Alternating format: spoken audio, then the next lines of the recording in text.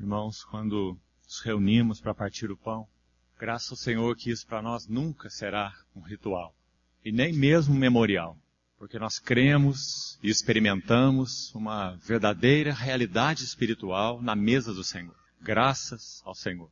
O Espírito Santo sempre usará esses elementos que comemos como veículos para transmitir a nós, espiritualmente, as virtudes e efeitos da morte do Redentor na cruz, renovando-nos, confirmando-nos, certificando-nos de que Ele é nosso e nós somos dele. E nada nos arrebatará das suas mãos. Então, quão preciosa é a mesa do Senhor. Irmãos, que constatação triste, sombria, nós temos ouvido nos lábios de alguns irmãos, hoje, no seio da igreja, dizendo que se nós estamos em comunhão com irmãos, comendo uma refeição comum, em qualquer lugar, mesmo que fosse num restaurante, então isso é o partir do pão. Mas isso realmente nunca será o partir do pão. E isso é ofender o Espírito Santo, porque Ele deseja, através dessa instituição tão preciosa do nosso Senhor, usar esse tempo para realizar algo em nós que não tem nada a ver com uma refeição comum, entre irmãos em algum lugar. Não é nossa refeição, não é nossa mesa, mas é a mesa do Senhor, no qual Ele é o anfitrião. E Ele é quem disse, tudo está preparado, vinde, tomai, comei. Quão maravilhosa é a mesa do Senhor, e quanto precisamos, como assembleias, pedir ao Senhor que nos ajude, para que sejamos mais e mais e mais introduzidos na realidade espiritual envolvida nessa mesa. Então, graças ao Senhor por essa manhã, mais uma vez podemos comer, beber juntos, adorar o Senhor, voltarmos nossos corações exclusivamente para Ele e recebermos aquilo que Ele então tem intenção de nos comunicar. Um amado servo do Senhor já disse que quando realmente comemos da mesa do Senhor assim, nenhuma palavra mais precisa ser dita. Porque se o Senhor usar esse tempo para comunicar espiritualmente, com realidade, a nós, de que nós somos dele e que ele é nosso, então realmente o que mais nós precisamos ouvir? Nada mais. O Senhor já nos disse tudo. Tudo que nós precisamos. Então que bendita hora, que bendita provisão.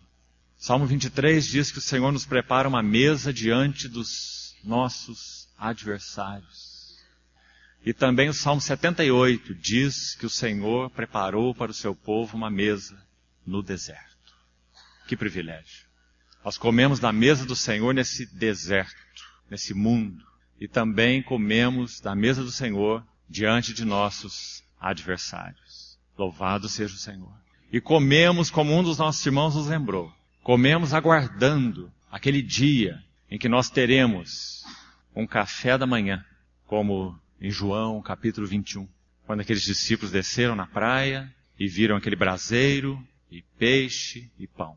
Então nós poderemos comer face a face com o nosso Senhor. Louvado seja o seu nome. Uma irmã, uma serva do Senhor chamada Amy Carmichael, escreveu muitos poemas e hinos maravilhosos. E ela ficou cega ainda quando adolescente. E certa vez perguntaram a ela, irmã Amy, qual é o teu maior desejo? E ela disse assim, ter nascido cega, para que minha primeira visão naquele dia fosse a face de meu amado Senhor. Senhor, renove nos nossos corações esse anseio, esse desejo por vê-lo, estar com Ele, face a face, sermos como Ele e para Ele, eternamente. Vamos pedir ao Senhor que nos ajude nessa manhã de comunhão, em torno desse assunto tão precioso. Nos abra a sua palavra, tenha misericórdia de nós, supere nossas debilidades e use esse tempo para pessoalmente nos falar ao coração. Vamos orar. Querido Pai, te agradecemos tanto, porque o Senhor nos deu graciosamente, com teu Filho e em teu Filho, todas as coisas que conduzem à vida e à piedade, conhecendo-o, servindo-o, amando-o. Senhor, nos ajuda nessa manhã guarda nossas vidas e este lugar para que uma genuína atmosfera do Teu Espírito nos envolva, nos acomode, nos aquiete e nos conquiste. E que o Senhor mesmo venha, através da Tua bendita palavra, nos falar ao coração. Muito obrigado, porque nós somos o povo dileto do Senhor. Como te agradecemos. Encontra caminho no meio de nós, Senhor. Abra os nossos olhos. Renova em nós um desejo ardente de, sendo para Ti, aguardarmos a Ti, com uma viva esperança, certa e segura de que estaremos contigo e te veremos face a face. O mesmo Senhor descerá dos céus. Senhor, nos ajuda, nos supre, habilita, e oramos a Ti, ó bendito Espírito Santo, para que Tu mesmo que inspiraste esta palavra, venha agora interpretá-la novamente aos nossos corações. Oramos em nome do Senhor Jesus. Amém. Irmãos, nós vamos inicialmente retomar rapidamente uma necessidade que ficou pendente ontem para seguirmos. O texto de Apocalipse 18, o versículo que lemos, verso 7 de Apocalipse 18, enquanto comentávamos sobre o espírito de João e o coração de João, quando de Betânia o Senhor os deixou, e então o coração de João, aquele discípulo amado e que amava o Senhor, que reclinou sua cabeça no seio do Senhor e pôde compartilhar com o Senhor algo particular e sem dúvida mais elevado do que os outros discípulos o puderam. Quando o Senhor é encoberto dos seus olhos por aquela nuvem, então o coração de João se torna como o coração de uma viúva. E por isso ele diz nos seus escritos: não ameis o mundo e nem as coisas que no mundo há. E quando ele descreve o espírito da cristandade apóstata, ou a Babilônia, ele descreve com 3 frases impressionantes.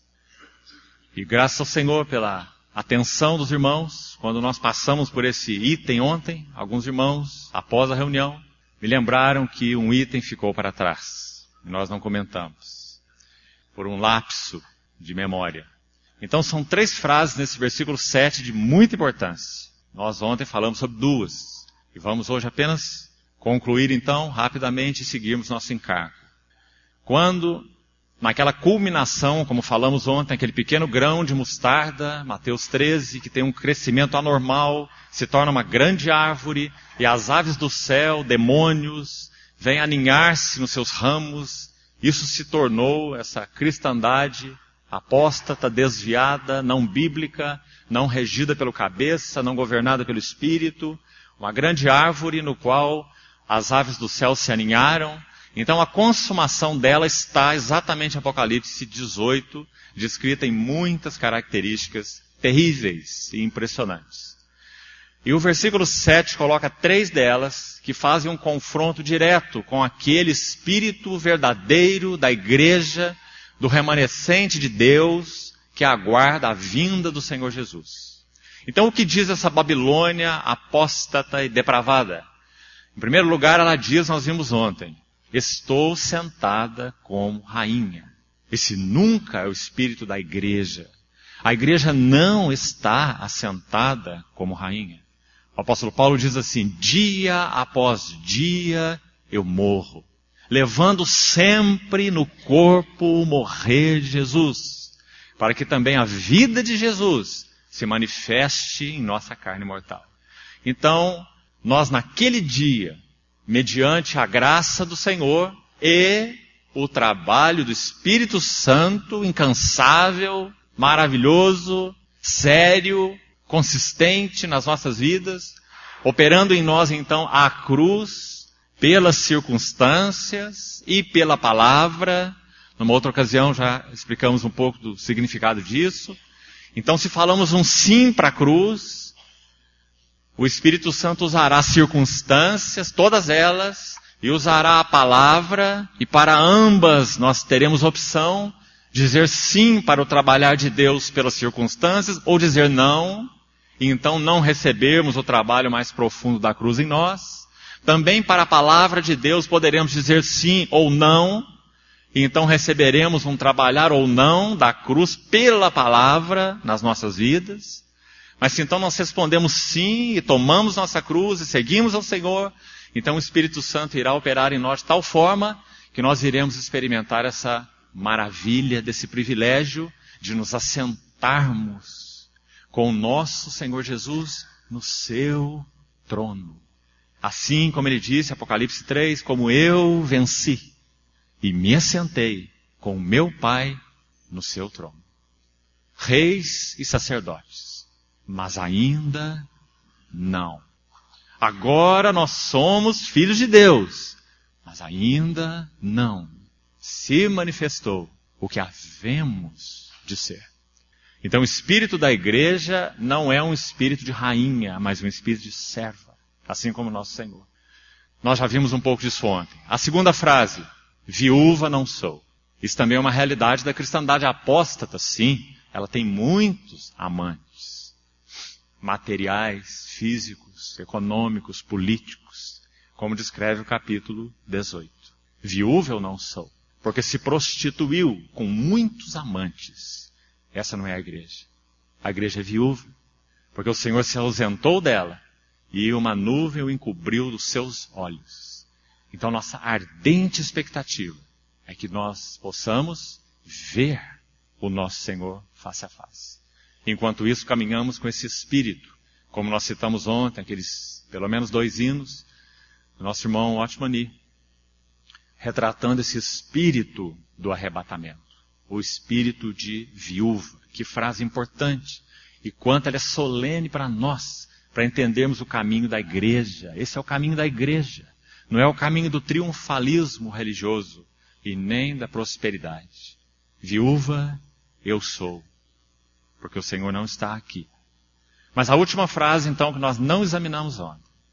Pranto nunca hei de ver. Essa é a Babilônia apóstata, a cristandade apóstata. Porque a igreja, o remanescente genuíno, verdadeiro do Senhor, que tem realidade espiritual, sim, experimentará pranto até que veja o Senhor face a face. Amados, não estranheis o fogo ardente que surge no meio de vós, destinado a provar-vos. Como se algo extraordinário vos estivesse acontecendo. Pelo contrário, alegrai-vos na medida em que sois coparticipantes dos sofrimentos de Cristo, para que, na revelação da sua glória, os alegreis exultando. Então, pranto hei de ver. Por isso nosso Senhor em Mateus 5 diz, bem-aventurados os que choram, porque eles serão consolados. De uma maneira ou de outra nós choraremos até que o Senhor venha, por muitos motivos. Então, esse é o espírito da igreja, não da Babilônia. O espírito da igreja que caminha aguardando o Senhor, descrito por uma antítese dessas 3 frases que nós lemos aqui em Apocalipse capítulo 18. Então, isso que nós ficamos devendo com relação ao assunto de ontem. Agora vamos abrir as nossas Bíblias na primeira epístola de Paulo aos Tessalonicenses. E hoje, esperando no Senhor, confiando no Senhor, nós vamos examinar essa epístola inteira. Foi dividida em 5 capítulos, lembrando uma vez mais que esses capítulos, as suas divisões não são conteúdo do texto original, então algumas vezes nos ajudam, outras vezes nos atrapalham. Mas o que importa é que há 5 menções nessa epístola aos Tessalonicenses diretamente relacionadas à vinda do Senhor. Isso já nos soa muito especial. Nós estamos com uma epístola aberta aqui diante de nós, primeira epístola de Paulo aos Tessalonicenses, onde o assunto o tema é a vinda do Senhor e o seu significado para os santos.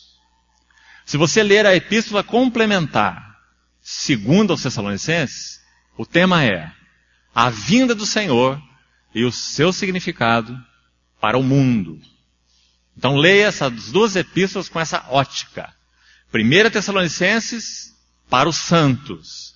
2 Tessalonicenses para o mundo. E as duas epístolas têm como foco a vinda do Senhor Jesus. Então nós já teríamos aqui uma conferência pequena, porque nós teríamos que estudar 5 capítulos em uma conferência, né?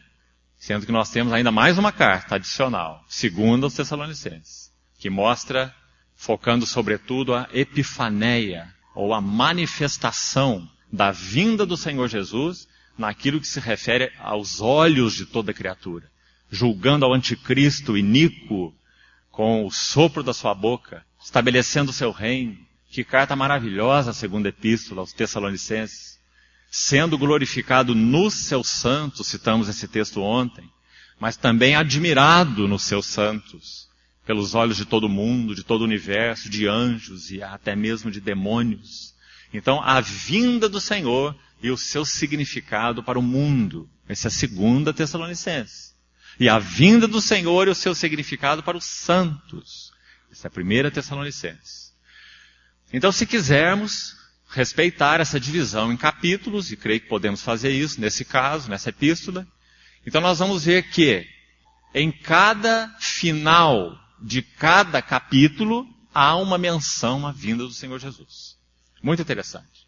Então, em primeiro lugar, vamos ler esses versículos para depois caminharmos passo a passo em todos os 5. Abra, por favor, então, o primeiro capítulo. Verso 10. Vamos ver apenas os versos específicos que citam a vinda do Senhor Jesus e depois vamos examinar com mais detalhes os contextos. Então preste atenção aí.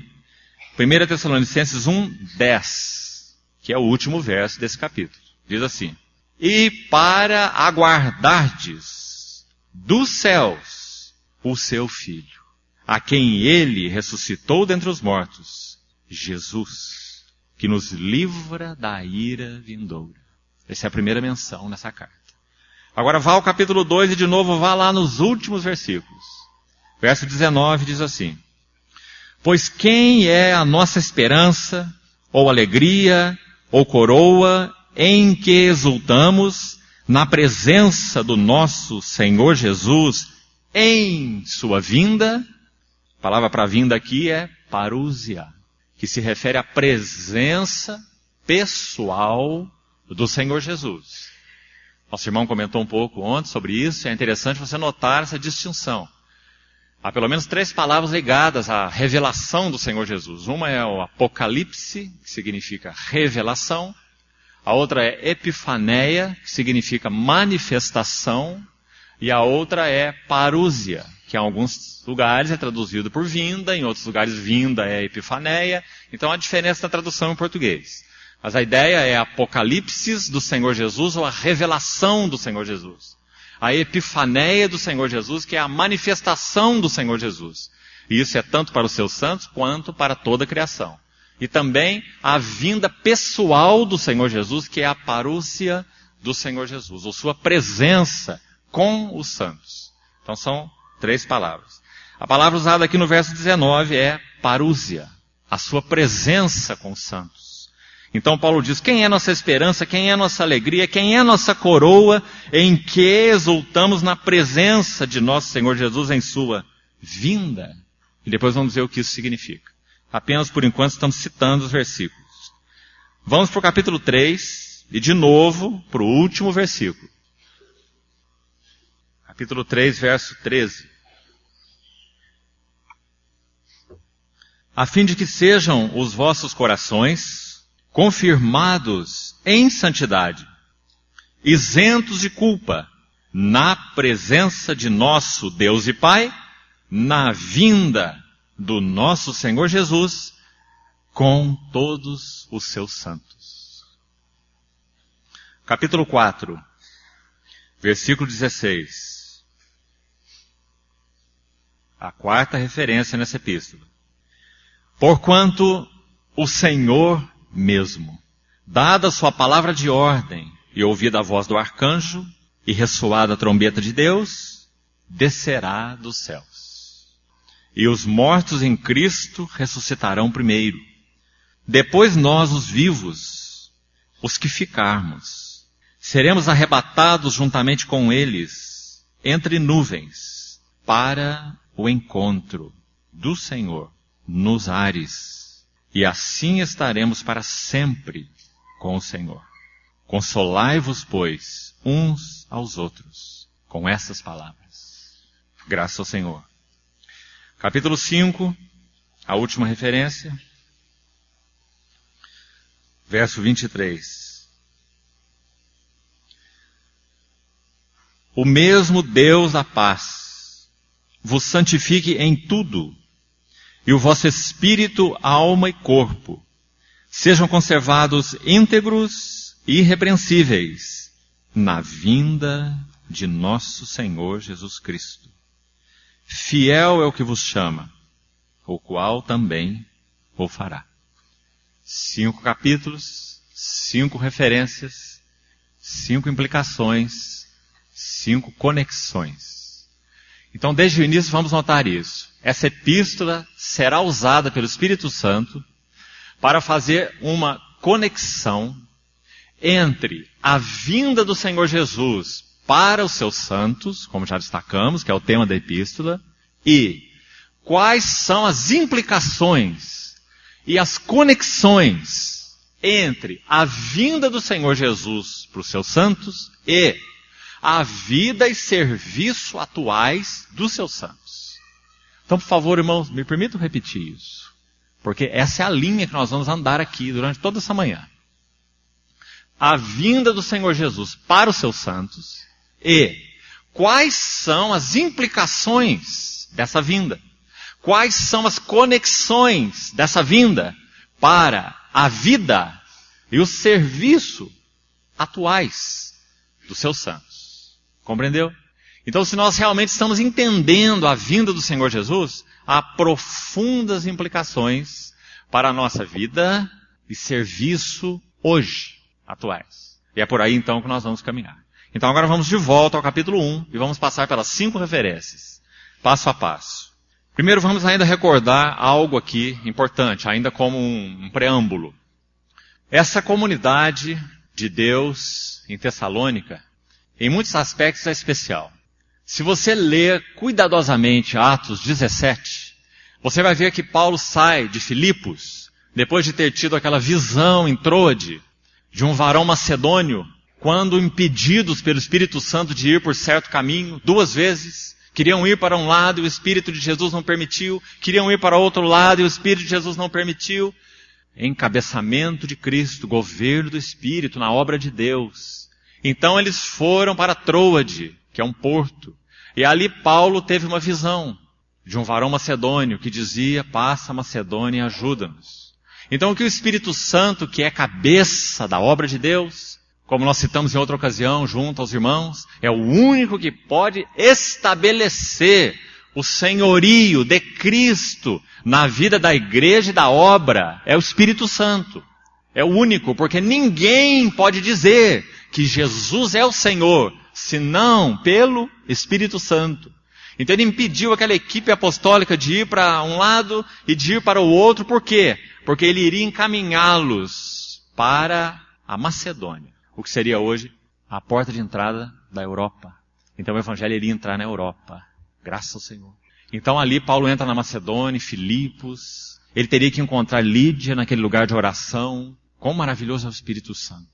Aquelas mulheres que concorriam para aquele lugar de oração, não havia sinagoga em Filipos. Então Paulo encontrou aquele lugar onde aquelas mulheres concorriam para a oração, e ali ele prega o Evangelho, e ali está Lídia, e depois a situação com o carcereiro de Filipos, os irmãos se lembram, quando ele foi salvo e toda a sua casa, o Espírito Santo conduzindo aqueles servos na obra de Deus.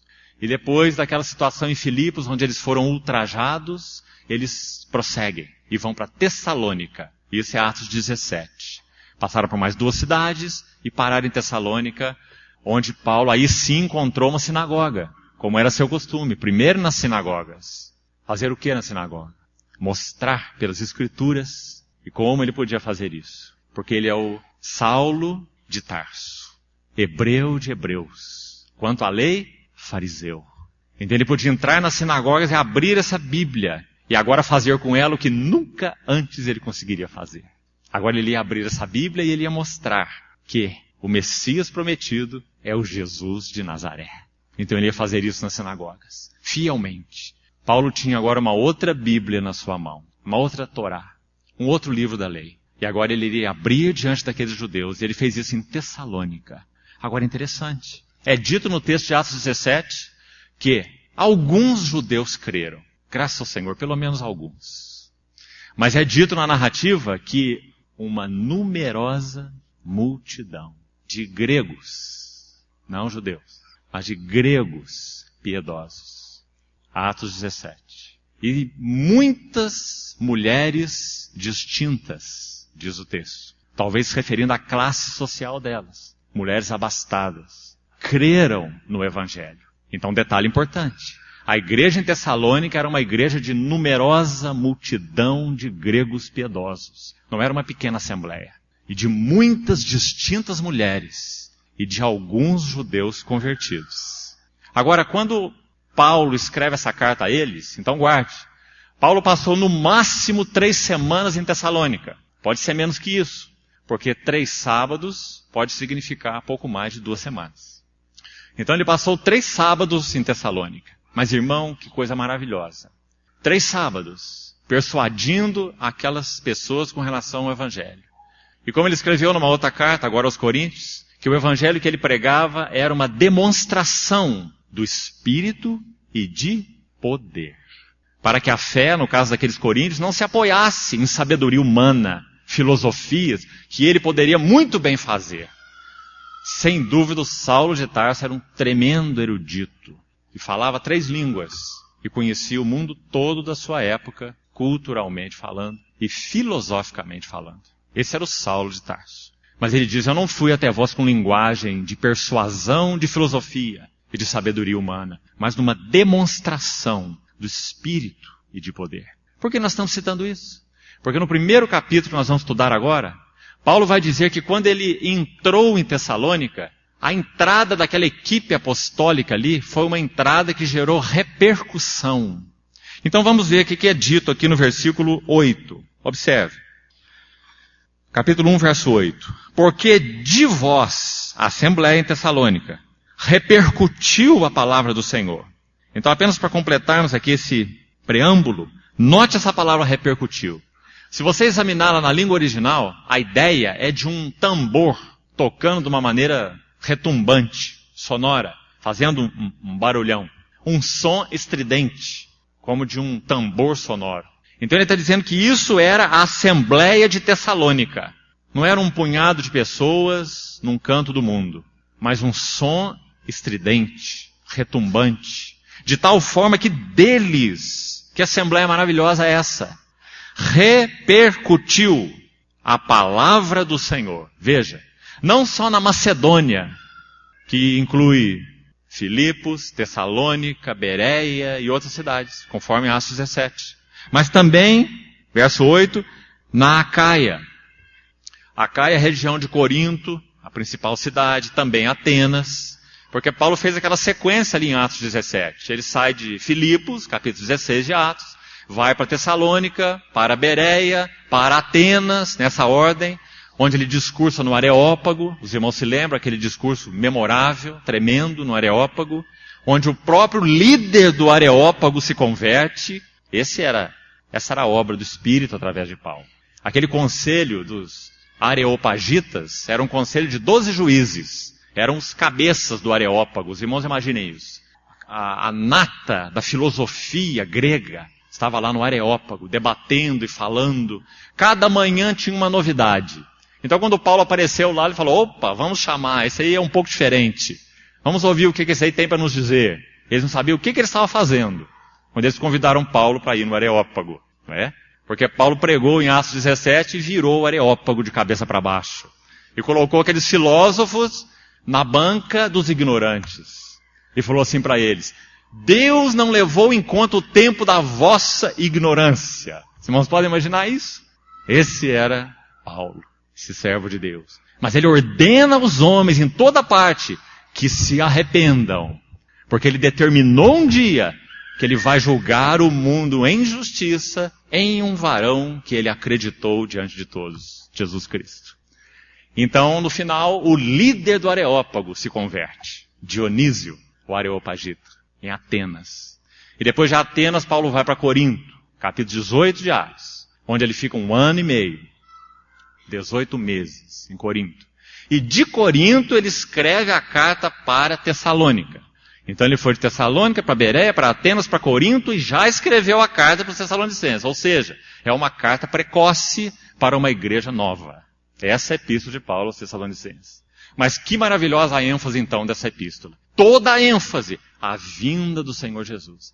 Ali estava uma assembleia cheia de vida, no qual a palavra do Senhor repercutiu como um tambor sonoro, influenciando Filipos, Bereia e outras cidades, e até Atenas, e até Corinto, porque foi até na Acaia. Versículo 8 que nós estamos lendo aí. O testemunho dessa assembleia tremenda. Um testemunho retumbante. Mas qual foi o motivo desse testemunho retumbante? Veja. Olha o verso 9 agora. Primeiro vamos terminar o verso 8.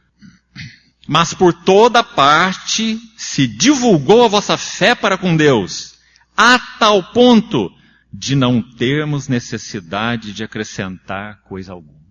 Que assembleia preciosa é essa? Embora tão nova, tão cheia de realidade espiritual. Então, verso 9.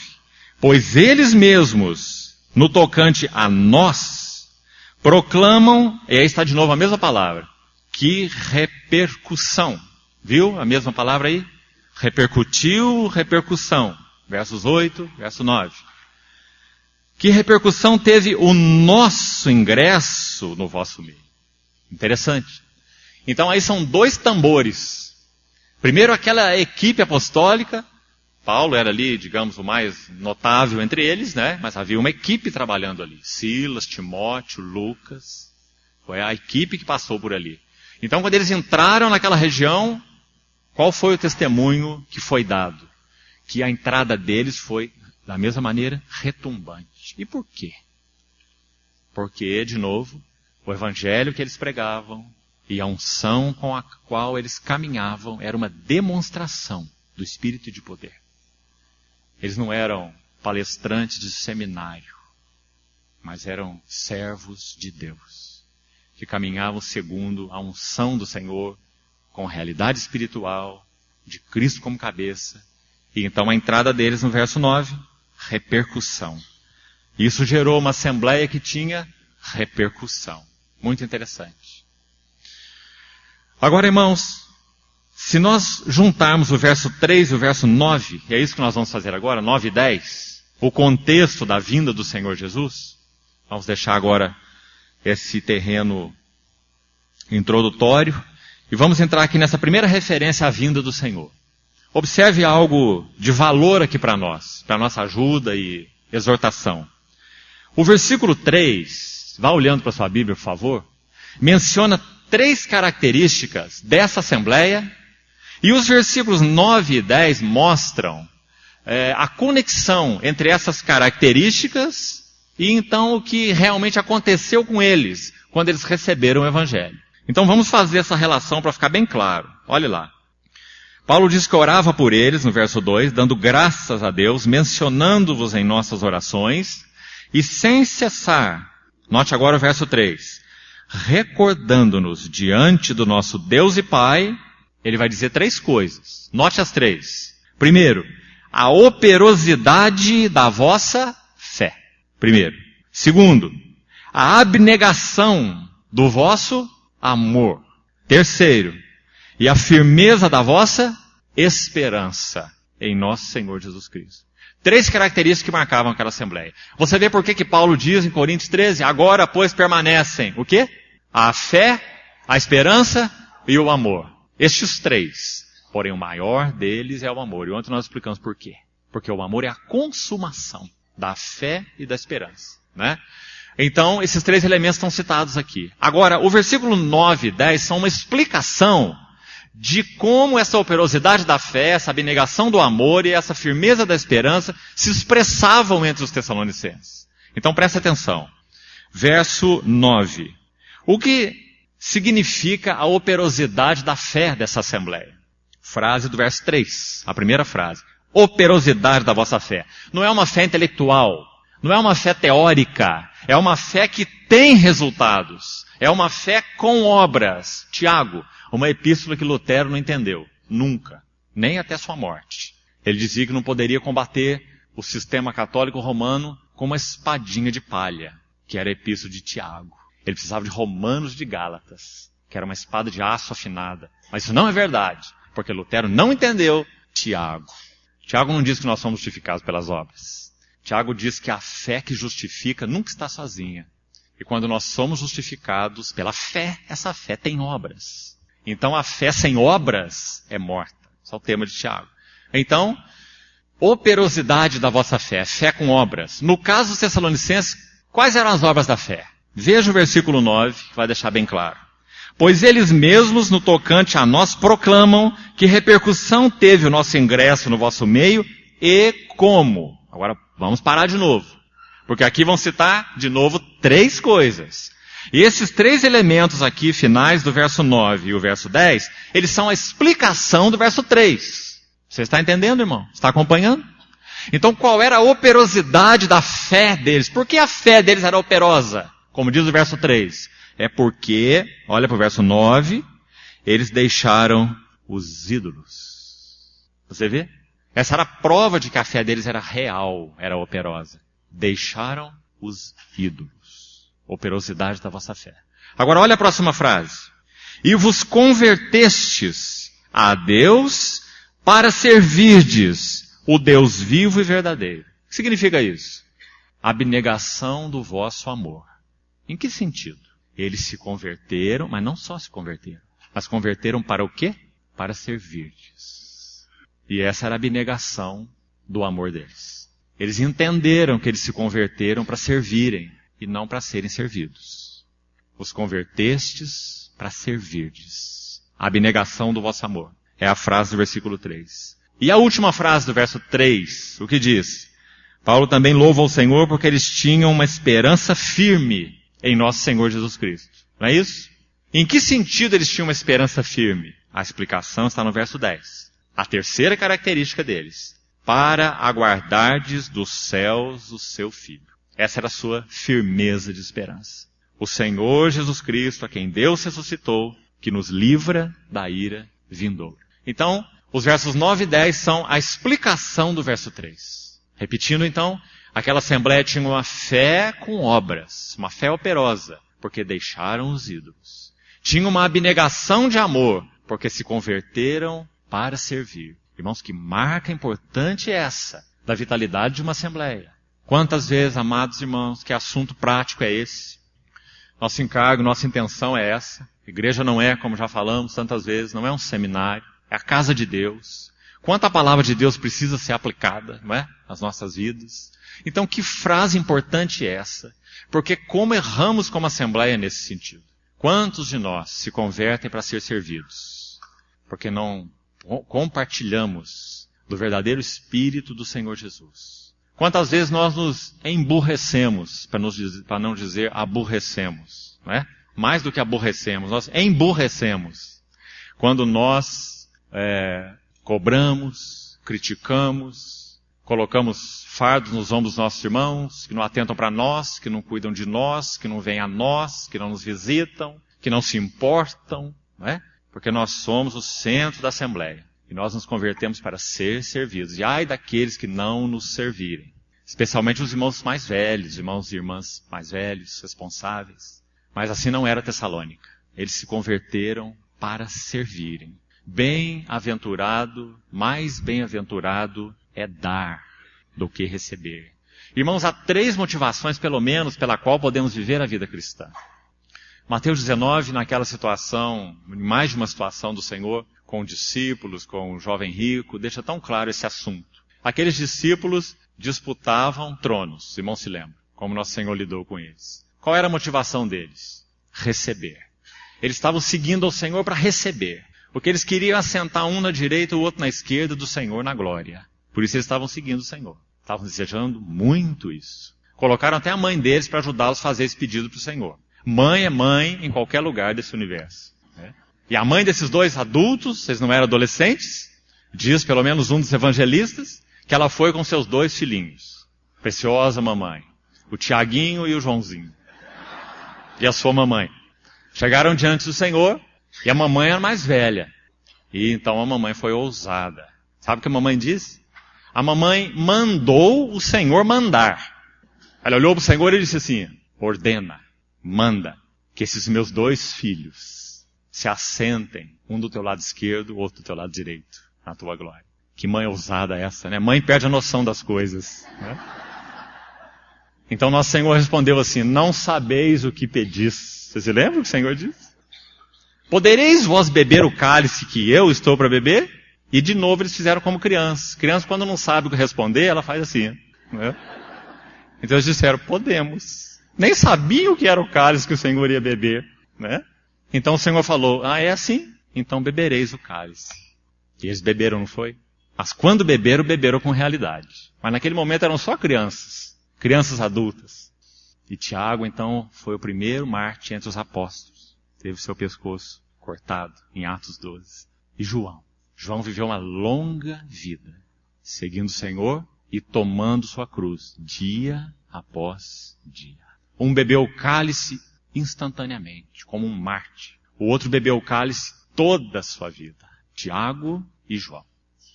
Então a primeira motivação da nossa vida cristã, motivação espúria, é receber. Essa era a motivação deles. Depois o Senhor trata com um jovem rico, no mesmo contexto. Os irmãos se lembram. E de novo uma motivação é exposta. Que farei para herdar a vida eterna. Qual era a motivação daquele jovem? Porque ele não seguiu o Senhor. Quando o Senhor falou, vai, vende tudo que tem, dá aos pobres, depois vem e segue-me. No caso dele, esse era o remédio. Não havia outra solução. Então ele não pôde seguir o Senhor. Porque qual era a sua motivação? Medo de perder. Então a primeira motivação pela qual podemos tentar viver a vida cristã é desejo de ganhar. Esse era Tiago e João. A outra motivação é medo de perder. E por causa disso aquele jovem não pôde seguir o Senhor. Então nosso Senhor Jesus agora vai falar qual é a verdadeira motivação para viver com Ele, servi-lo. Não é desejo de ganhar, como os 2 discípulos, e nem medo de perder, como o jovem rico. Mas é a graça de dar. Então ele dizia, tal como o Filho do Homem, que não veio para ser servido, mas para servir e dar a sua vida em resgate por muitos. Então essa é a única motivação capaz de governar nossa vida cristã. Servir e dar. Então se você, irmão, tem medo de perder, você nunca vai poder seguir o Senhor. E se você tem desejo de ganhar, você também nunca vai poder seguir ao Senhor. Porque seguir ao Senhor é servir e dar. Deus amou o mundo de tal maneira que deu. E o Filho do Homem não veio para ser servido, mas para servir e dar. E esse era os Tessalonicenses. Vos convertestes para servirdes o Deus vivo e verdadeiro. Essa era a abnegação do seu amor.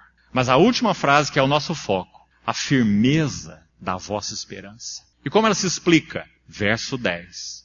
Eles se deixaram os ídolos. Que maravilha. Eles se converteram para servir.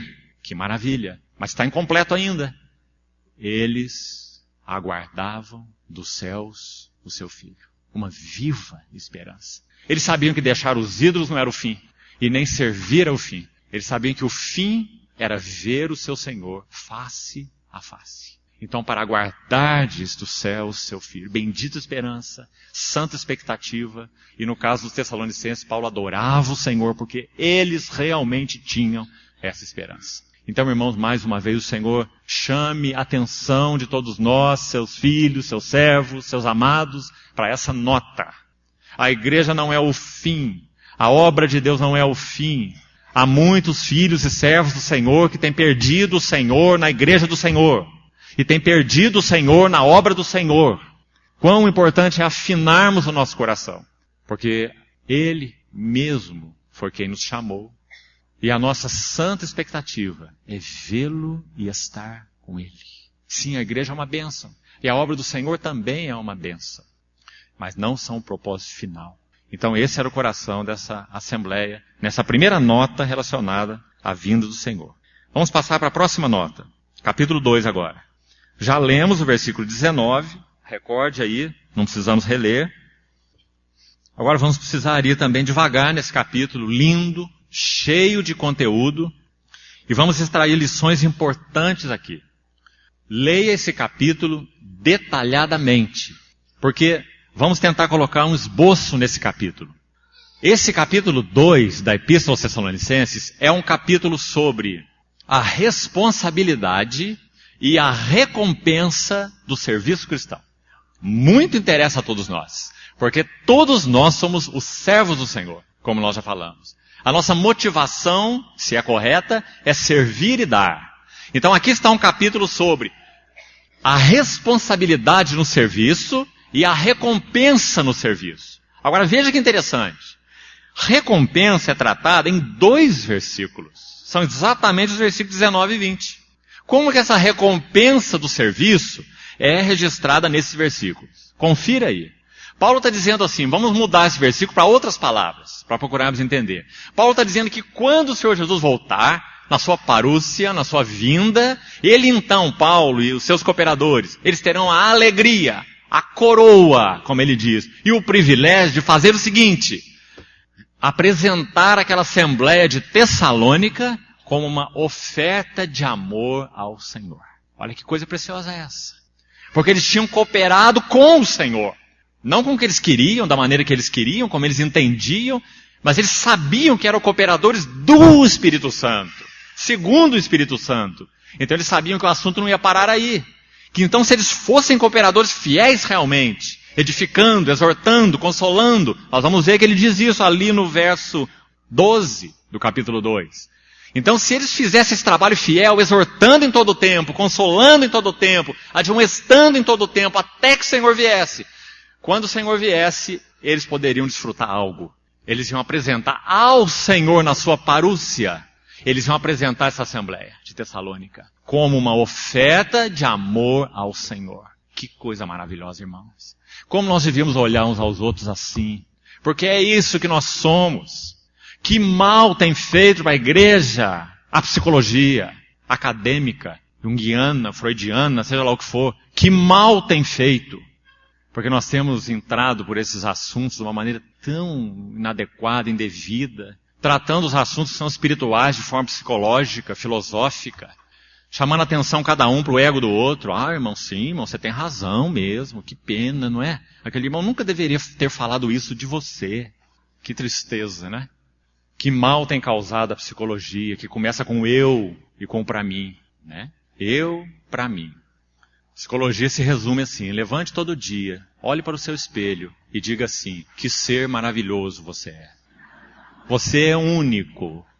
Não deixe que ninguém passe por cima de sua cabeça. Né? Então, irmãos, quão diferente é o Evangelho. O Evangelho nos ensina a levantar cada manhã, olhar para o espelho e dizer assim: você é a causa do seu cativeiro. Toda a causa do seu cansaço é esse que você está vendo. Esse é o Evangelho. Né? Então, irmãos, quanto nós precisamos aprender a seguir o caminho do Senhor. Não o caminho da psicologia, nem da filosofia. Então Paulo diz: exortando, admoestando, consolando. Porque na vinda do Senhor Jesus, seja em que esfera for, por favor, preste atenção aqui. Você não precisa ser um profeta, um mestre, um apóstolo, um evangelista. Esqueça esse assunto por enquanto. Você precisa ser só um bom pai. Um bom marido, se você não tem filhos. Um bom marido. Para que na parúzia do Senhor Jesus, você tome a sua esposa e diga assim: Senhor, está aqui uma oferta de amor para o Senhor. Pela tua graça, pela tua bondade, eu pude trabalhar nesse terreno aqui, pelo teu Espírito. E agora ofereço minha esposa como uma oferta de amor para o Senhor. O Senhor confiou ela para mim, agora eu estou devolvendo ela para ti. Ah, irmãos, cada um de nós tem essa responsabilidade. Ovelhas que nos foram confiadas, nossa esposa, nossos filhos. E às vezes o Senhor nos confia mais, não é? Além disso, outros irmãos. Isso cabe a Ele, na maneira dEle, dependendo do trabalhar dEle, da escolha dEle, da vontade dEle. Então que privilégio nosso, na parúzia do Senhor, poder tomar esses que nos foram confiados em qualquer esfera que for, e poder dizer: Senhor, isso é uma oferta de amor para Ti. Porque nós exortamos, porque nós consolamos e porque nós admoestamos. Então na parúzia do Senhor, nós vamos apresentar. E sabe o que Ele vai fazer? Ele vai nos recompensar. Que coisa maravilhosa. É quase que incrível uma coisa dessa. Senhor, podemos recompensar. Porque por mais e mais que façamos, nós temos aquela frase gravada em nós. Somos servos inúteis. Porque fizemos apenas o que nós devíamos fazer. Mas o Senhor vai nos recompensar. Então, irmãos, que Ele abra os nossos olhos. O nosso serviço atual tem tudo a ver com a vinda do Senhor. Você sabe que isso explica a expressão de João, 1 João 2, quando ele diz assim, quando Ele se manifestar de novo, é essa vinda do Senhor, nós não nos afastemos dEle envergonhados. Sabe o que vai nos envergonhar quando o Senhor Jesus voltar? Nós não podemos fazer isso. Nós não podemos tomar nossa esposa e dizer, Senhor, é uma oferta de amor para Ti. Nós não podemos tomar nossos filhos e dizer, é uma oferta de amor para Ti. Nós não podemos tomar irmãos e podemos dizer, é uma oferta de amor para Ti. Isso vai nos envergonhar, porque nós não fizemos nada. Então, irmãos, esse capítulo 2 é um capítulo penetrante, porque ele vai ligar a responsabilidade do serviço cristão à recompensa do serviço cristão. Compreendeu isso? Então agora vamos entrar nos méritos, nos pormenores. Quais são as responsabilidades do serviço cristão? Vamos entrar nelas. E vamos selecionar uma a uma, para que você anote aí, leve aos pés do Senhor, ore e, se for necessário, chore, para que o Senhor possa nos conduzir à maior realidade. Então vamos à primeira responsabilidade, capítulo 2. Vamos ver os versos 1 e 2.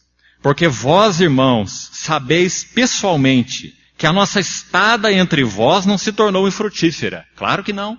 Nós já lemos no verso anterior que foi uma entrada retumbante, de repercussão, não é? Daqueles irmãos que entraram ali e pregaram o evangelho na unção do Espírito, né? Agora o verso 2 está aqui a primeira lição, primeira responsabilidade de todos nós na esfera de serviço cristão que nos foi confiada. Como nós falamos, nas mais íntimas e básicas. Marido, pai, esposa, mãe, nas esferas da assembleia e daí em diante. Nas esferas da obra, né? Verso 2, primeira responsabilidade. Vamos colocá-la assim. Suportar sofrimentos. É aqui que Paulo começa, é aqui que nós temos que começar, é aqui que a palavra de Deus começa, é aqui que o evangelho genuíno começa. Porque tem um evangelho que não é evangelho. É um outro evangelho, conforme Paulo diz em Gálatas 1 e Pedro diz em 1 Pedro 5. Que tem um evangelho que é um evangelho de bolha, um evangelho de triunfalismo, que é um falso evangelho. Pedro, quando escreve a epístola dele, unindo sofrimento, com glória, como nós falamos ontem. Ele conclui assim, 1 Pedro 5,10, dizendo que Deus mesmo, o Deus de toda graça, que em Cristo vos chamou a sua eterna glória, depois de terdes sofrido por um pouco. E já falamos ontem que um pouco é a vida inteira, conforme Pedro. Depois de termos sofrido por um pouco, Ele mesmo vos há de aperfeiçoar, firmar, fortificar e fundamentar. E sabe o que ele diz depois desse versículo? Preste atenção, na sequência. 1 Pedro 5,10 e os versos seguintes. Ele fala assim, e eu vos exorto, esta é a genuína graça de Deus.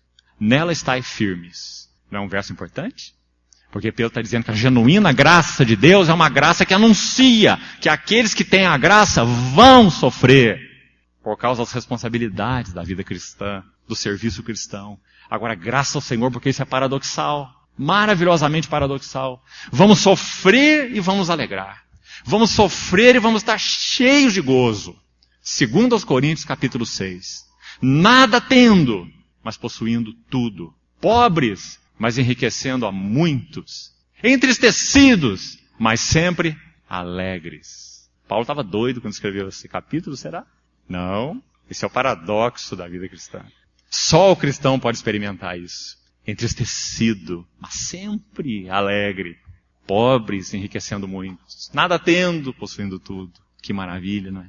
Paradoxo da vida cristã. Porque há uma fonte em nós que não pode ser tocada, que é o próprio Senhor, pelo seu Espírito. Nada pode tocar essa fonte. A questão é o quanto estamos bebendo dela. Porque no que se refere às questões nossas, exteriores, do serviço, do relacionamento, da convivência, da obra, da igreja até, e até no relacionamento com o mundo, com os ímpios, a palavra é sofrimento. Nós sabemos, nós não somos ingênuos, não é? Mas graças ao Senhor, no meio disso tudo, a fonte não pode ser tocada. Nunca. Há uma tradução linda, alternativa de um homem de Deus, chamado J.B. Phillips, de Filipenses 4, 10 a 13. Aquele lindo texto. Onde alguns tiram só o verso 13, faz um adesivo e prega no vidro do carro. Tudo posso naquele que me fortalece. Esse é triunfalismo religioso. Né? Uma frase tirada do contexto. Tudo posso. Então, eu escolho o que eu quero e nele eu tudo posso. Você vê o perigo? Mas não é o que o texto está dizendo. O texto começa no verso 10 e não no 13. Esse tudo posso é no 13. Você tem que ler desde o 10. Aí você vai ver o que é tudo posso. Sabe o que é tudo posso? Posso viver na humilhação. Posso viver na honra. Posso viver na escassez. Posso viver na abundância. Tudo posso naquele que me fortalece. Que lindo, não é? Quando Paulo tinha abundância, ele não confiava na abundância. Quando nós temos abundância, nós temos um senso de autossuficiência, não é? Eu tenho, né? Então Paulo diz, eu tenho abundância, mas a abundância não me toca quando tenho abundância. Ela não me toca. Sei viver na abundância, sem me considerar autossuficiente. Mas também ele experimentou escassez e muita. Então ele diz, sei viver na escassez. E a escassez também não o tocava. Quando nós temos escassez, qual é o espírito que deseja nos tocar? Murmuração. Por que eu não tenho? É a primeira pergunta. E o irmão tem, o outro irmão tem, aquele não tem. E eu não tenho. Né? Paulo nunca fazia essa pergunta. Porque tudo posso naquele que me fortalece. Quando nós somos honrados, qual é o perigo, a tentação que acompanha a honra? Um homem é provado pelos louvores que recebe. A tentação da honra é a soberba. Então Paulo disse, eu sei ser honrado, porque ser honrado é um caminho muito difícil. Porque a soberba anda ao lado da honra. Não que haja mal na honra. O Senhor nos manda honrar nossos pais, nos manda honrar os anciãos, nos manda honrar uns aos outros. Né? O problema não está na honra, está na soberba, que anda a par e passo com a honra. Então Paulo diz, eu sei ser honrado, e ele não se ensoberbecia. Mas também ele diz, eu sei ser humilhado. Quando somos honrados, o perigo é a soberba. Quando somos humilhados, o perigo é a depressão. Nós mergulhamos em nós mesmos. Ou eu sou o mais miserável. Quantas vezes falamos assim, não é? Sem realidade. Eu sou o mais miserável, falamos diante do Senhor. Aí quando o irmão do nosso lado diz assim, Senhor, abençoa esse miserável. Aí nós ficamos bravos. Né? Outro não pode dizer que eu sou miserável, só eu. Não é? Então Paulo diz, eu sei viver na humilhação. Não é? Sem se deprimir. Por quê? Porque tudo posso naquele que me fortalece. Naquele, em união com aquele que me fortalece. Isso é uma vida livre. Livre da honra e livre da desonra. Isso é uma vida livre. Livre da abundância e livre da escassez. Isso é uma vida livre, não é? Que maravilha, irmão. Então, voltando ao tema principal, primeiro item do capítulo 2, da responsabilidade do nosso serviço cristão. Nossa responsabilidade é suportar sofrimentos. Deixa eu me recordar só mais um versículo para seguir. 1 Pedro 4, 1 e 2. Uma ilustração aí. Pedro diz assim, tendo Cristo, nosso Senhor, sofrido na carne, armai-vos. Queria que você notasse essa palavra. Armai-vos. Ela é forte. Armai-vos vós do mesmo pensamento. Ele está dizendo que esse pensamento deve revestir nossa mente como uma armadura. Nós devemos estar certos de que será assim. Tendo Cristo sofrido na carne, armai-vos vós do mesmo pensamento. Em outras palavras, Pedro está dizendo, tende uma mente disposta a sofrer. Porque se nós não temos uma mente disposta a sofrer, se nós somos avesso ao sofrimento, nunca poderemos avançar nem na vida e nem no serviço cristão. Porque quando Pedro fala, 1 Pedro 4,11, que o sofrimento, 4,12, que o sofrimento não é algo extraordinário, então Pedro está dizendo que o sofrimento é algo ordinário. Sim? Que nós deveríamos levantar toda manhã e ter certo escrito no nosso caderninho que os sofrimentos para hoje estão reservados. Né? Porque o sofrimento é algo normal e ordinário na vida cristã. É a ordem do dia. Então Pedro diz, não estranheis. E é isso que Paulo diz a nossa primeira responsabilidade. Verso 2. Apesar de maltratados e ultrajados em Filipos, como é do vosso conhecimento, tivemos ousada confiança em nosso Deus, para vos anunciar o Evangelho de Deus em meio de muita luta. Irmãos, ler essas palavras é tão fácil para nós, não é? Elas estão aqui no papel, a letra está aqui. Mas sabe quem está escrevendo isso? Aquele que teve os lombos rasgados em Filipos. Você se lembra disso ou não? Teve os seus lombos rasgados em Filipos. Ele foi açoitado e amarrado no tronco, no cárcere. E foi ultrajado. Leia Atos 16. Então essa foi a experiência de Paulo, o servo do Senhor. Então ele está dizendo que eles encontraram pelo Senhor e pelo Espírito ainda ousadia para mal sair de uma experiência dessa e entrar em Tessalônica e ir na sinagoga, abrir a Bíblia para os judeus e pregar o Evangelho. Sabe o que podia ter acontecido? Ser apedrejado. Em cima das varadas ainda vinha pedra, né? Mas ele diz, tivemos ousada confiança no nosso Deus. Ou seja, Paulo e os seus cooperadores tinham sim uma mente disposta a sofrer. Por isso eles serviram tão fielmente. Atos capítulo 20, a mesma coisa, escrita de uma maneira tão linda. Atos 20, 24. Paulo fala assim, em nada eu considero a minha vida preciosa para mim mesmo. Contanto que eu complete a minha carreira e o serviço que eu recebi do Senhor Jesus, para dar pleno cumprimento ao Evangelho. Então essa primeira responsabilidade, vamos notá-la, suportar sofrimentos. Com relação à vinda do Senhor Jesus, não esqueça, é assim que o capítulo vai terminar. Porque se nós não suportamos sofrimentos na vida conjugal, na vida relacional, na vida com nossos filhos, exortando, admoestando, consolando, na vida com os nossos irmãos, nós não teremos nada, frisando isso novamente, para apresentar para o nosso Senhor como oferta de amor. Porque nós olhamos para dentro de nós, amamos a nós mesmos, nos aborrecemos, nos emburrecemos e nos fechamos para tudo e para todos. Uma mente não disposta a sofrimento. Vamos deixar isso para lá, é mais difícil, é mais fácil ficar quieto, é melhor não mexer, é melhor não falar, não é? Como nós falamos. Então essa primeira responsabilidade no serviço cristão, suportar sofrimentos. Vamos para a segunda, verso 3. Pois a nossa exortação não procede de engano, nem de impureza, nem se baseia em dolo. Interessante a palavra dolo aqui. Ela fala como que de um anzol que é escondido dentro da isca, né? Para assim então capturar ali a presa. Dolo, uma isca, um anzol. Paulo está dizendo que não era assim que ele pregava o Evangelho, não é assim que ele vivia entre os irmãos.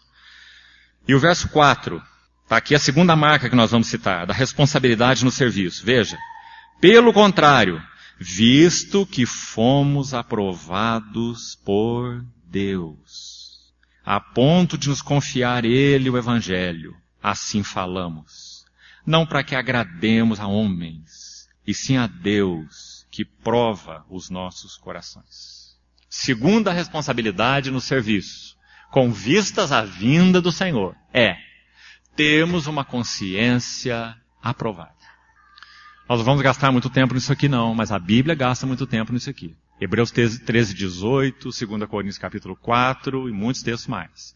1 Timóteo capítulo 1, falando sobre o lugar da consciência no serviço ao Senhor. Mantendo fé e boa consciência.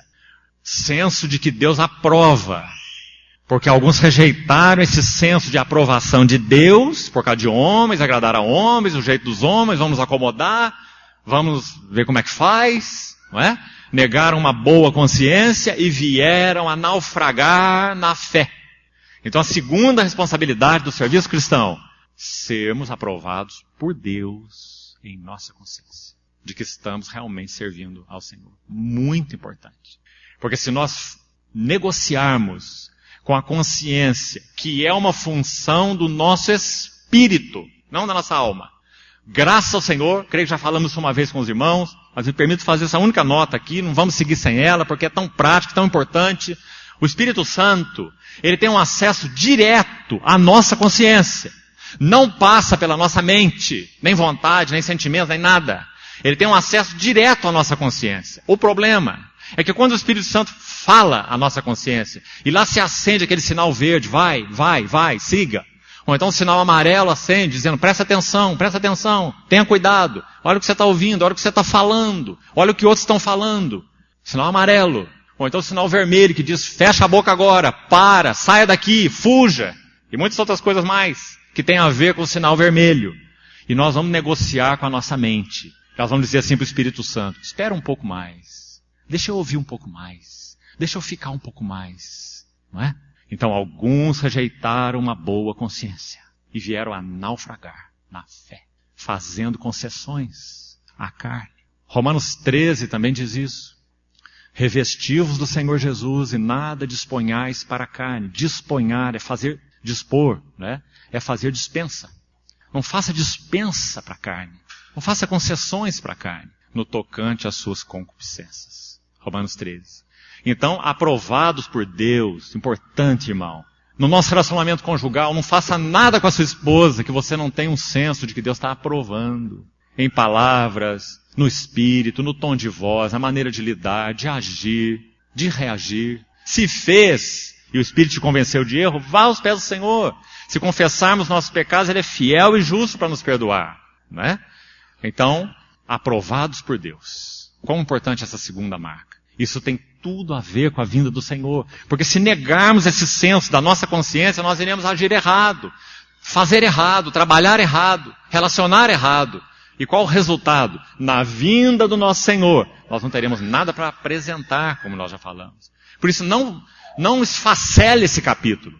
Veja que tudo que Paulo fala sobre a responsabilidade do serviço vai culminar na recompensa. Muito importante você ver isso. Nossa coroa, nossa alegria em que exultamos na vinda do nosso Senhor Jesus Cristo. Você, Pai, vai dar contas ao Senhor Jesus? Queira você ou não, não depende de você, depende dele, ele quer. Você vai responder ao Senhor pela sua esposa, pelos seus filhos. Então, senso de sermos aprovados. Segundo aspecto. Vamos para o terceiro. Verso 5. A verdade é que nunca usamos de linguagem de bajulação, como sabeis, e nem de intuitos gananciosos, uma motivação espúria de ganhar, como já falamos, né, no início, na vida, no serviço cristão. Ganância. Deus diz é testemunha. Também jamais andamos buscando glória de homens, nem de vós e nem de outros. Embora pudéssemos, como enviados de Cristo, exigir de vós a nossa manutenção, todavia nos tornamos dóceis. Palavra linda que Paulo usa aqui para dócil, gentil. Entre vós, qual ama que acaricia os próprios filhos? Vamos colocar aqui uma terceira marca, importantíssima, a nossa responsabilidade no serviço cristão. Nunca buscar glória pessoal. Irmãos, esse parece um assunto simples, mas não é simples. Deixe-me citar um exemplo, irmãos. Vamos ilustrar. Tem uma chave, um verso bíblico, que é um verso-chave para se entender o que o nosso Senhor Jesus chama de tomar a cruz, ou do caminho da cruz. Por favor, preste atenção nisso. Vou te dar os textos para você anotar e depois fazer o seu estudo particular. Caminho da cruz. O que o Senhor chama de caminho da cruz? Quem quiser salvar a sua vida, perdê-la-á. Quem perder a sua vida por minha causa, achá-la-á. Esse é um verso-chave. Nosso Senhor o usou pelo menos 4 vezes. Se você examinar nos evangelhos onde esse verso aparece, você vai ver 4 contextos diferentes. Um deles tem a ver com essa marca que nós estamos destacando aqui. Não buscarmos glória pessoal. Então vou citar os outros só de passagem, senão nós vamos derivar para outro estudo aqui. Mateus 10. Depois você confira lá. Primeiro contexto. Mateus 10, 38 em diante. Nosso Senhor vai usar esse versículo. Quem ama a sua vida perde, quem perder a sua vida por minha causa achá-la-á. Em qual contexto? Afeições naturais. Ele vai dizer, quem ama seu pai ou sua mãe mais do que a mim, não é digno de mim. Que contexto que ele está abordando aí? Afeições naturais, não é? Mostrando que a nossa relação com ele supera afeições naturais. Não significa que o nosso relacionamento com ele exclui afeições naturais. Em hipótese nenhuma. Mas está dizendo que a afeição com ele tem primazia, a relação com ele tem primazia sobre as afeições naturais. Então, se as afeições naturais competem com o Senhor, nós vamos contra as afeições naturais, não é? Então o primeiro contexto é esse aí, sobre o caminho da cruz ligado às afeições naturais. O segundo é Mateus 16, quando nosso Senhor trata com Pedro, e por causa de Pedro dizer a ele, salva-te a ti mesmo, ou tem compaixão de ti. Que contexto é esse então? Autopiedade. Irmãos, autopiedade, me perdoe a força da palavra, mas é assim que a vejo, é como um demônio que nos persegue. Tem compaixão de ti, tem compaixão de ti, tem compaixão de ti. Olha mais para você, isso não está certo. Olha o que fizeram com você. Você não merece, isso é indigno, isso é injusto. Não é? Tem compaixão de ti. Foi isso que Pedro falou para o Senhor. E nosso Senhor conhece tão bem esse demônio, que ele olhou para Pedro e disse o quê? Arreda-te de mim, Satanás. Autopiedade é o espírito do inferno. Tem compaixão de ti. Arreda-te, Satanás. Então está aí de novo o caminho da cruz, ligado à autopiedade. Se nós voltarmos os olhos para nós mesmos em autopiedade, seja em que nível for, nunca andaremos no caminho da cruz. Terceiro contexto, Lucas 17. Talvez amanhã examinemos esse contexto com detalhes, porque ele é um texto maravilhoso sobre a vinda do Senhor, citando a vida de Noé e a vida de Ló. Muito impressionante esse texto, Lucas 17. E nosso Senhor de novo menciona a chave ali. Quem quer salvar sua vida, perdê-la. Quem perder sua vida por minha causa, achá-la. Lucas 17. Mas o contexto muda totalmente. Agora não é afeição natural, como Mateus 10. Não é autopiedade, como Mateus 16. Agora é amor ao mundo. Lucas 17. Então, se nós amamos ao mundo, nunca iremos andar no caminho da cruz. Também não vamos entrar em detalhes por enquanto sobre isso. E agora chegamos a João 12. Último contexto. Nosso Senhor também usa a expressão João 12, 20 em diante. Quem ama a sua vida perde, quem perder a sua vida por minha causa achará. E de novo o contexto é totalmente distinto. E o contexto é glória pessoal. Impressionante aquele texto. No capítulo 11, o Senhor Jesus ressuscitou Lázaro. Foi algo impressionante. Um defunto de 4 dias. Tá lindo aquele texto, irmãos? O Senhor chega naquele lugar de mortos, ele diz assim, Lázaro, sai para fora. É precioso? Só essa frase? Sabe por que ele disse, Lázaro, sai para fora? Porque se ele chegasse ali naquele cemitério e dissesse, sai para fora, todos os mortos sairiam. Então ele teve que chamar só o Lázaro, porque não era a hora dos mortos saírem, né? Porque é dito no capítulo 5 de João, que os mortos ouvirão a voz do Filho do Homem, e aqueles que ouvirem, viverão. Então ele teve que chamar só o Lázaro, por enquanto. Né? Esse é o nosso Senhor. Eu sou a ressurreição e a vida. Então ele disse, Lázaro, e o Lázaro falou, presente. Né? Sai para fora. Então esse foi o capítulo 11. Diz a palavra de Deus que judeus estavam crendo no Senhor por causa da ressurreição de Lázaro. Depois ele entra em Jerusalém, uma entrada triunfal, aclamado como rei. Hosana, Hosana, é ele, o rei que vem em nome do Senhor. Não é uma hora maravilhosa? Lázaro ressuscitado, judeus crendo no Senhor. Ele entra em Jerusalém, é ele mesmo, Hosana, né? Por enquanto, né? Entrando naquele jumento. E ainda não terminou o assunto. João 11 e 12. Quando ele chega em Jerusalém, ele recebe uma notícia. Vem a ele Filipe, de Betsaida, com seu irmão André, 2 outros agora, para fazer confusão também, não é? Vem para o Senhor e diz assim, mestre, os gregos querem te ver. Os irmãos imaginam como é que essa notícia foi dada para o Senhor Jesus? Dá para nós imaginarmos. Eles devem ter pensado assim, chegou a nossa hora. Agora os gregos querem ver. Lázaro ressuscitou. Os judeus estão acreditando. E ele entrou em Jerusalém dizendo, Hosana, ouvindo Hosana, Hosana, é o rei. E agora ainda para complementar a cereja do bolo. Os gregos querem uma audiência particular com os nossos mestres. A nata, o berço da filosofia, né? A cultura na época. Querem uma audiência com o Senhor. Então os dois estavam muito entusiasmados. Um não conseguiu ir sozinho, teve que chamar o irmão dele. Vamos lá contar para Jesus o que está acontecendo. Ele vai ficar entusiasmado. Então eles disseram, mestre, os gregos querem te ver. Aí, nosso Senhor Jesus responde assim, é chegada a hora de ser glorificado o Filho do Homem. Não sei como eles não caíram de infarte. Dizendo, é mesmo, é a hora de chegar, chegou a hora. O Filho do Homem vai ser glorificado. E sabe o que ia acontecer com ele? Eles são os 12 ministros. O Senhor ia sentar no trono principal e ia ter 12 tronos para os 12 ministros atrás dele. Então eles ficaram muito empolgados. É chegada a hora. Mas sabe como o Senhor completa esse versículo? Escuta. Se o grão de trigo caindo na terra não morrer, fica só. Mas se morrer, produz muito fruto. Que maravilhoso Senhor.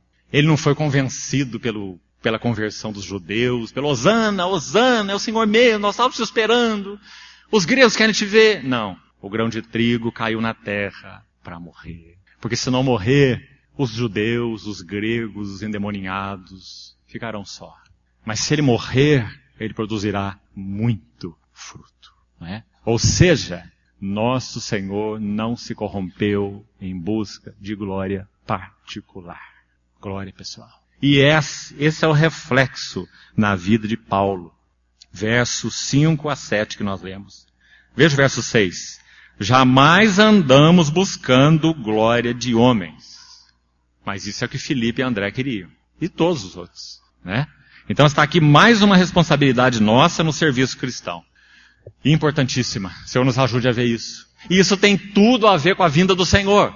Porque se nós estivermos buscando glória uns dos outros, e bajulando uns aos outros, então nós não teremos nada para apresentar para o nosso Senhor na sua vinda, santos edificados, porque nós somos bajuladores, enganosos, né? Cheios de artimanha, buscando agradar homens, buscando consenso. Que palavra delicada é essa. Se é consenso espiritual, amém. Mas se é consenso de mentes, Deus nos guarde. Não andamos buscando glória de homens. Terceira marca. Vamos para mais uma. Verso 8. Aliás, verso 7 inicia aqui essa quarta marca. Embora pudéssemos com enviados de Cristo, que eles tinham consciência que eram, exigir, demandar de vós a nossa manutenção, todavia nós nos tornamos dóceis, gentis entre vós. Qual ama? Vamos explicar essa palavrinha linda aqui. Ama. Sabe qual é a ideia dela na língua original? Uma ilustração que não podia ser melhor. Uma galinha que ajunta os seus pintinhos debaixo das suas asas. De novo, reflexo do caráter do nosso Senhor. Jerusalém, Jerusalém, que matas os profetas e apedrejas a todos os que te foram enviados. Quantas vezes eu quis reunir os vossos filhos, como a galinha reúne os seus pintinhos debaixo das suas asas. Mas vós não quisestes. Então a vossa casa vos ficará deserta. Aquilo que o Senhor chamou de casa do Pai no início do seu ministério, agora ele chama de vossa casa, porque ele foi rejeitado.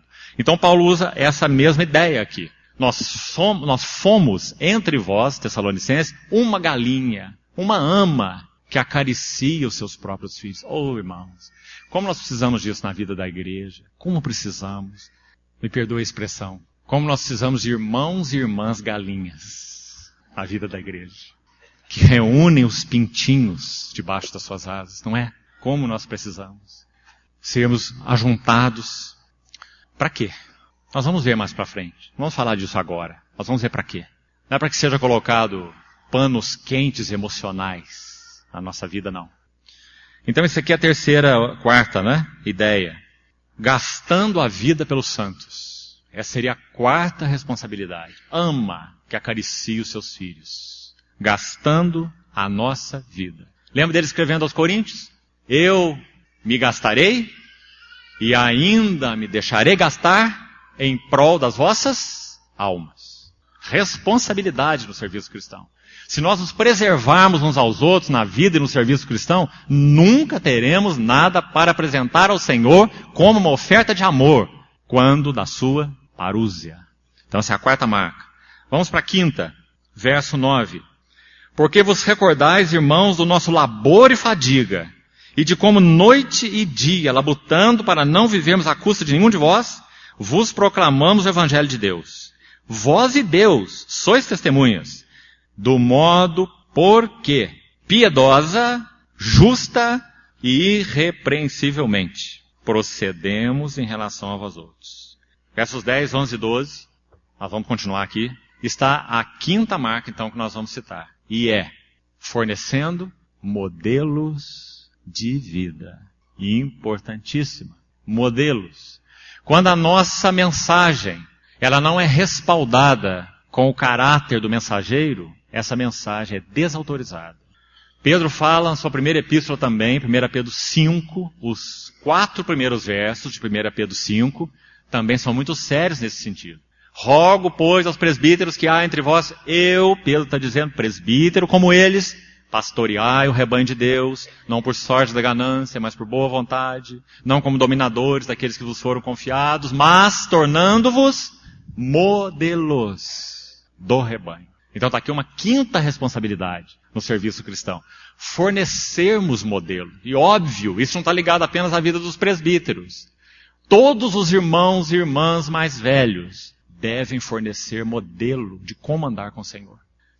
1 Coríntios 11, Paulo diz assim: sede os meus imitadores, como também eu sou de Cristo. Como nós precisamos de irmãos e irmãs que possam, pelo Senhor, pela sua graça transformadora, dizer a mesma coisa no seio da Assembleia. Irmãos, ande por aqui, venha comigo, sede meu imitador, como também eu sou de Cristo. Então essa é a quinta responsabilidade.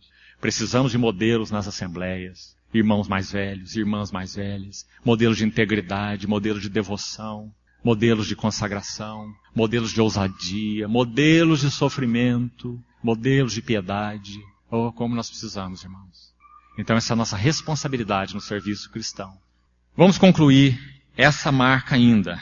Verso 11 e 12. E sabeis ainda de que maneira, como pai a seus filhos. Paulo extrapola na linguagem dele para os Tessalonicenses, né?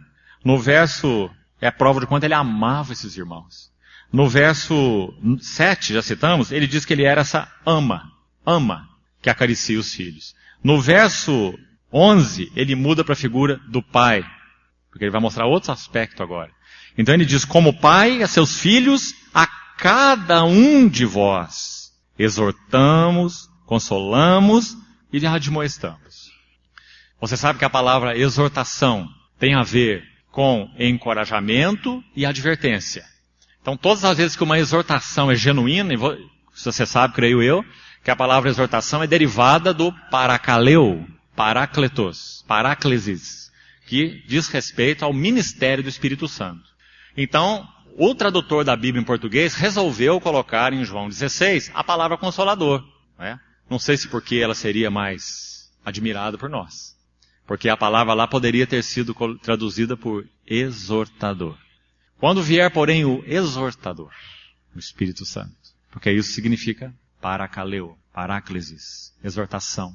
O Espírito Santo é o exortador. E como ele exorta? Ele consola ou encoraja e ele adverte. De novo, importante, para que nós aguardemos o nosso Senhor Jesus de maneira adequada e possamos apresentar uns aos outros como oferta de amor para Ele, nós precisamos desse equilíbrio.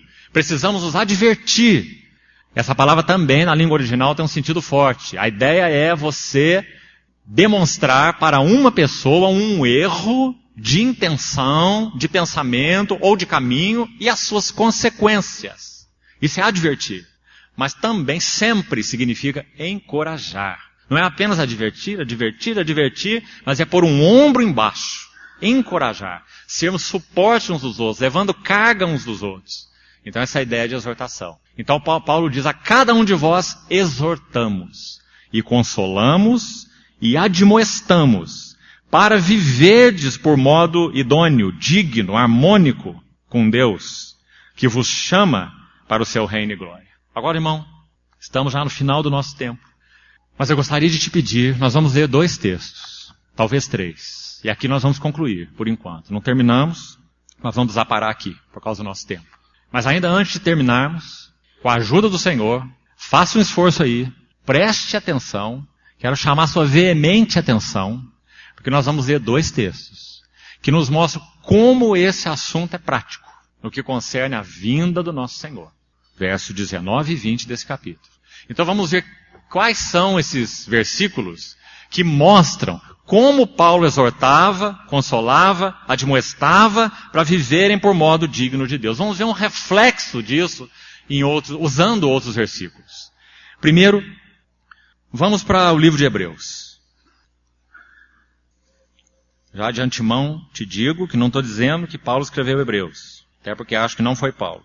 Mas essa escritura de Hebreus vai nos ajudar de maneira intensa a compreender esse assunto do versículo 11 e 12 do capítulo 2.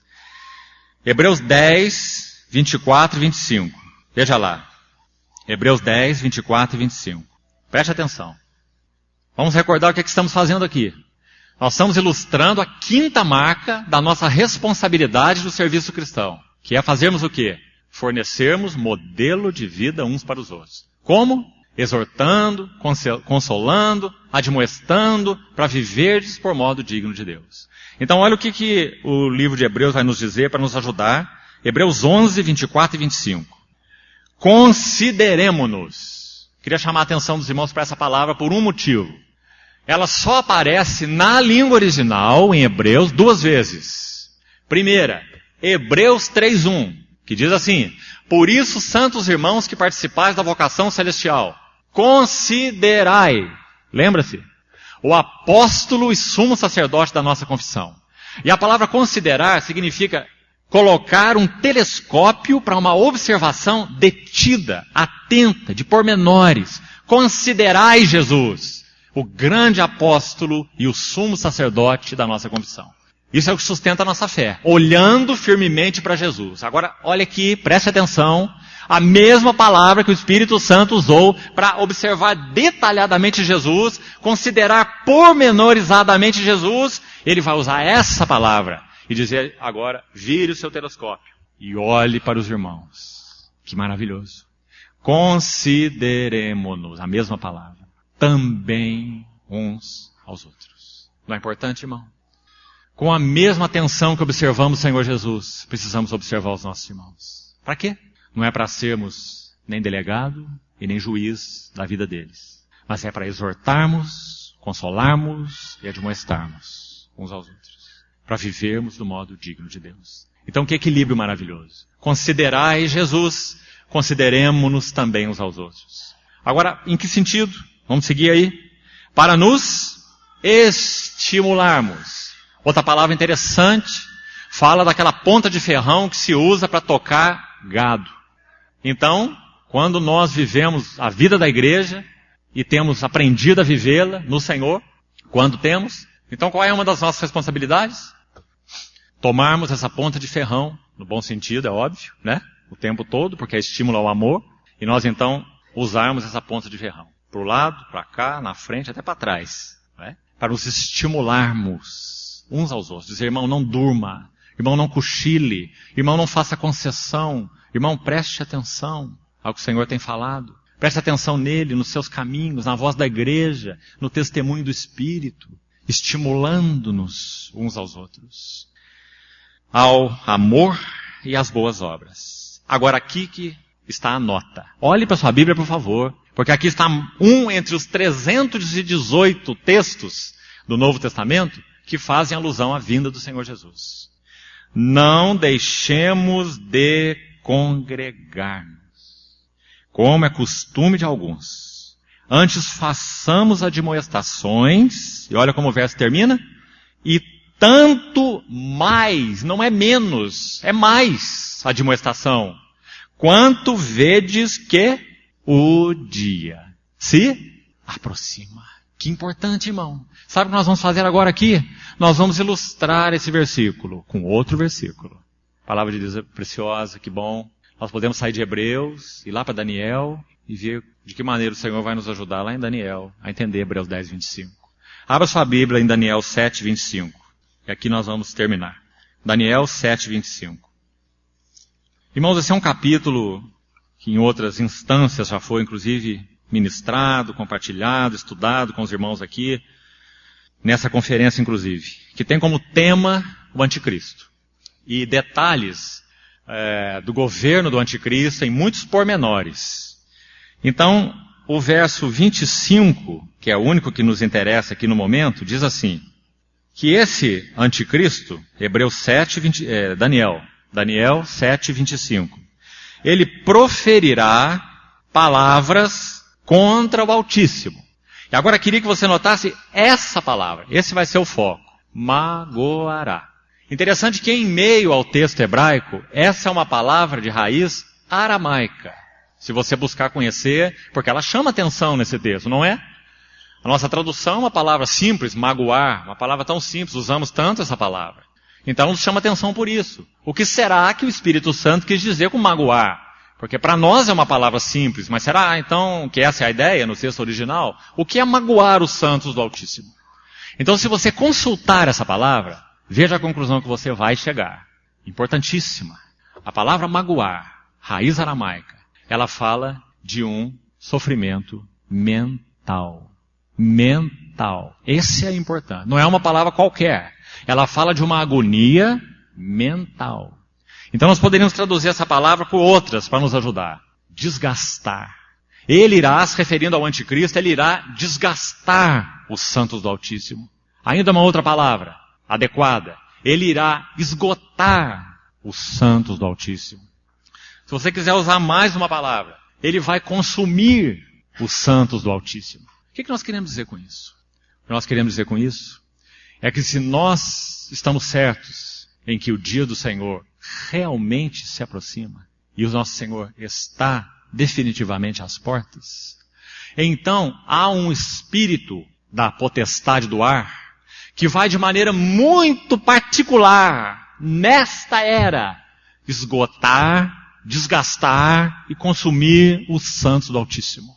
E nós precisamos estar atentos a esse espírito.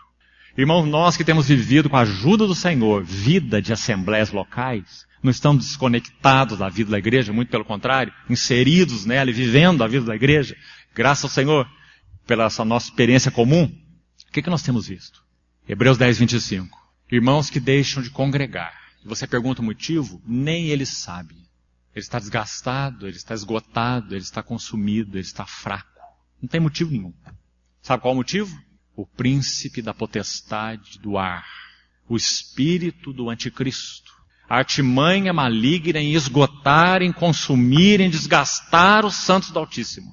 Para que eles fiquem desencorajados, desanimados, desconfortáveis, preferindo estar em qualquer outro lugar do que junto aos irmãos, para que tudo na vida da igreja caia numa rotina inútil, vazia, sem realidade. Essa é obra-prima do inimigo de Deus. Porque se nós de alguma maneira entendermos que na igreja de Deus não há então a vitalidade do Espírito, não há um caminho real para o Espírito, o que resta das nossas vidas. Se nós não fornecermos esse caminho em nossas vidas, o que vai significar a congregação dos santos? Nada. Então, irmãos, que estejamos atentos a isso. Há algo além de nós. Há algo acima de nós que está buscando incansavelmente nos esgotar, desgastar e consumir. Porque quando fisicamente o anticristo se revelar, estejamos aqui ou não, podemos estar ou não estar, né? Então esse vai ser sua obra-prima. Ele vai magoar os santos do Altíssimo. Então que o Senhor nos ajude a discernir esse espírito nos dias em que nós temos vivido. Não há uma só assembleia em que nós não percebamos isso. Santos cansados, consumidos, esgotados, né? E que então já deixaram a sua congregação.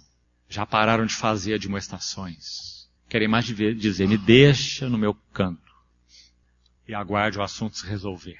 Então, irmãos, que o Senhor renove em nós a responsabilidade do nosso serviço cristão de exortarmos, consolarmos e admoestarmos uns aos outros, para vivermos do modo digno de Deus. Porque esses são os dias que nós já estamos enfrentando e enfrentaremos cada vez em uma atmosfera mais intensa, até que o anticristo se revele, quando então tudo será declarado. Irmãos, o Senhor nos ajude.